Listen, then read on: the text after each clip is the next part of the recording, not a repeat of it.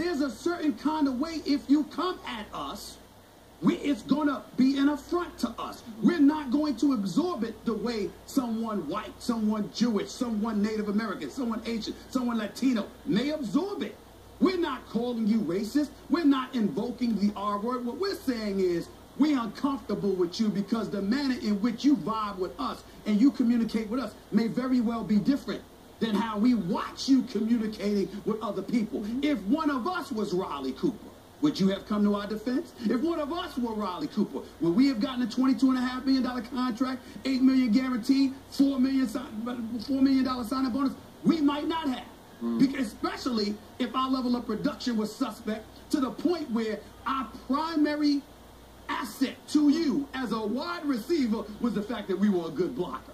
How many brothers are getting that opportunity if you to play wide receiver because you can block as opposed to whether or not you can run or catch? When guys look at things like that and they see that the standards are different for them than it is for somebody who doesn't share their hue, their pigmentation, it's going to rub you the wrong way. Now, you can't definitively call this man racist, have racial issues, or whatever the case may be.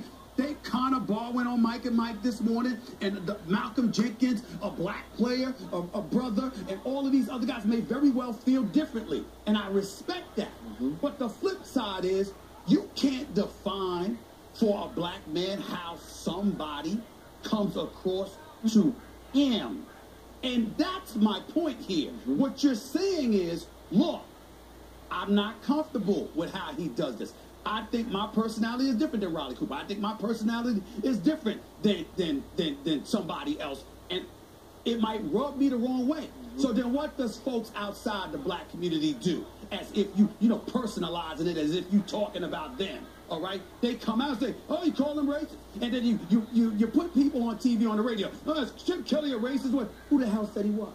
Tell me one person who said Chip Kelly's a racist. Who said that? Nobody said that. What they're saying is that you might not relate well to the brothers.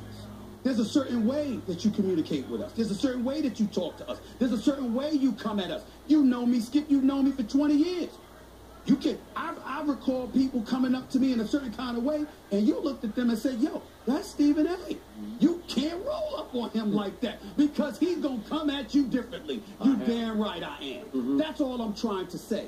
That does not mean that you're a racist. And these people out here trying to put black folks in a box, trying to sit there and say, this is what you're saying.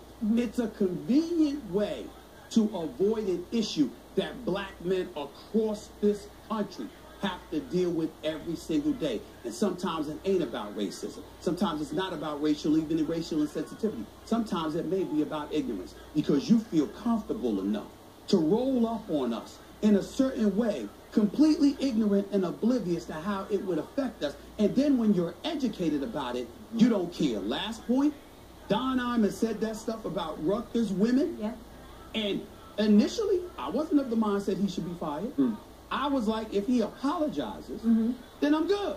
The problem was his initial response is, please, I don't know what y'all talking about.